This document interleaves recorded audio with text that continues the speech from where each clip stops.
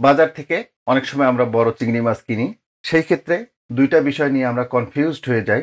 একটা হচ্ছে মাছটা কিভাবে কাটবো, আর দ্বিতীয়ত মাছটাকে কিভাবে রান্না করলে এর স্বাদটা অনেক ভালো আসবে। জি প্রিয় দর্শক, আসসালামু আলাইকুম। আজকে বড় সাইজের চিংড়ি মাছ কিভাবে কাটবেন বা পরিষ্কার করবেন সেটা দেখাবো। দ্বিতীয়ত কিভাবে রান্না করলে এর স্বাদটা অনেক গুণ বেড়ে যাবে সেটাও দেখাবো। ছোট্ট একটা রেসিপি, কিন্তু রেসিপিটাতে প্রচুর টিপস এবং ট্রিক্স থাকছে। এজন্য রিকোয়েস্ট করব শুরু থেকে শেষ পর্যন্ত দেখার জন্য। দেখুন চিংড়ি মাছটা, এটা সাইজটা দেখে বুঝতেছেন এটা কত বড়। তো আমরা এটা কেটে দেখাবো। আগে শুরুতেই পা গুলো কেটে নিতে হবে।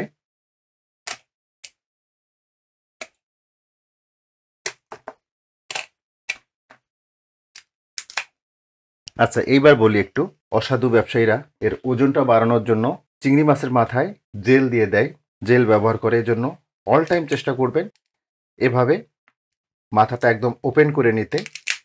এতে করে যদি জেল দেয়া থাকে সেটা বের হয়ে যাবে। এরপরে চেক করবেন যে আসলে জেল দেয়া আছে কিনা। চিংড়ির এখানে দাঁত থাকে, একটু হাত দিলে বুঝতে পারবেন। আমি দেখাচ্ছি আপনাদের। দেখুন, এটা হচ্ছে দাঁত। দুই পাশে এরকম দুই পাটি দাঁত থাকে, দাঁতটাকেও ফেলে দিতে হবে।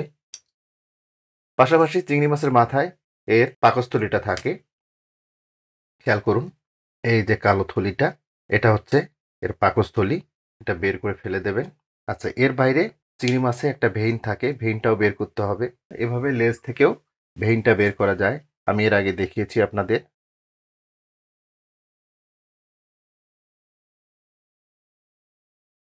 এই দেখুন, লেজ দিয়ে আমি ভেইনটা বের করলাম।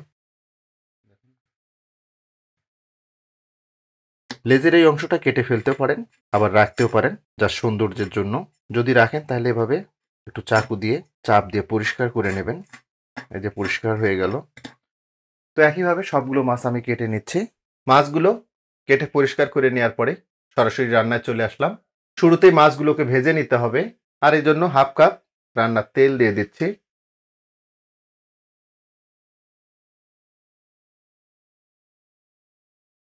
চিংড়ি মাছগুলোতে হালকা একটু হলুদ লবণ মাখিয়ে নিয়েছি। মাছগুলোকে হালকা করে ভেজে নিতে হবে।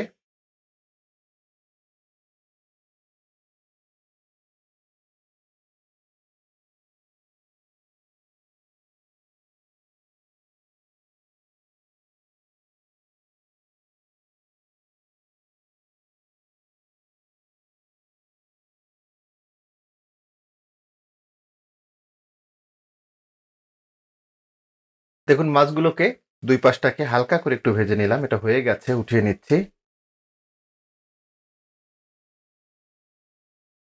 একইভাবে বাকি মাছ কয়টাও ভেজে নিচ্ছি। মাছ ভাজা তেলটা আরেকটা কড়াইয়ে নিয়েছি। এখন এখানে 1 কাপ পেঁয়াজ বাটা দিয়ে দিব।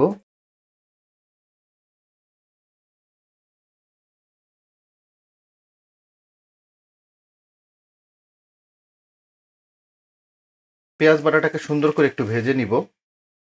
পেঁয়াজ বাটাটাকে প্রায় 4-5 মিনিট মতো আমি একটু ভেজে নিলাম। হাফ চা চামচ রসুন বাটা দিচ্ছি। দিচ্ছি হাফ চা চামচ আদা বাটা।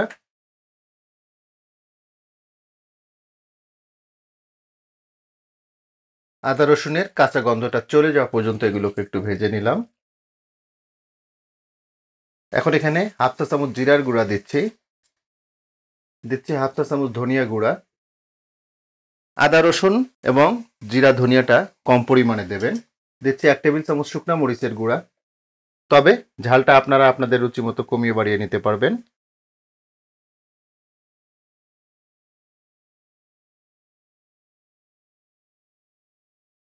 দিচ্ছি হাফ টেবিল চামচ মতো হলুদের গুঁড়া।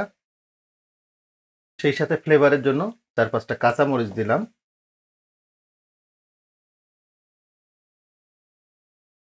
শুকনো গুঁড়ো মশলাগুলো যাতে পুড়ে না যায় একটু পানি দিয়ে দিব।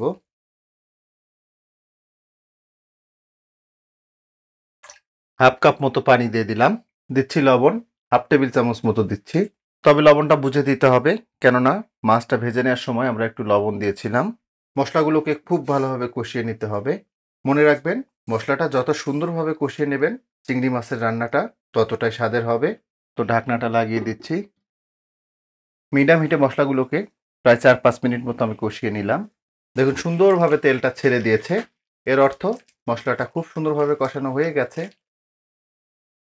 2 টেবিল চামচ মতো পোস্ত বাটা দিচ্ছি। সেই সাথে দিচ্ছি 3 টেবিল চামচ টমেটো সস। চেষ্টা করবেন এই দুটো উপাদান দেওয়ার জন্য, পোস্ত বাটা এবং টমেটো সসটা। তবে টমেটো সসটা যদি হাতের কাছে অ্যাভেলেবেল না থাকে সেই ক্ষেত্রে টমেটো পেস্ট করে দিতে পারবেন। আরও সামান্য একটু পানি দিয়ে দিব। পোস্ত বাটা এবং টমেটো সসটা দেওয়ার পরে মশলাগুলোকে আরেকবার একটু কষিয়ে নিব। ঢাকনাটা লাগিয়ে দিব।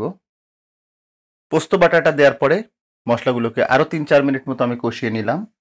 মশলাটা কষানো হয়ে গেছে।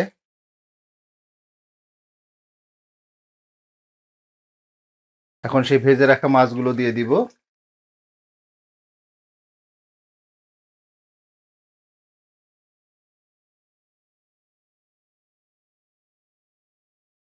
এখানে প্রায় 1 কেজি 200 গ্রাম মতো চিংড়ি মাছ আছে।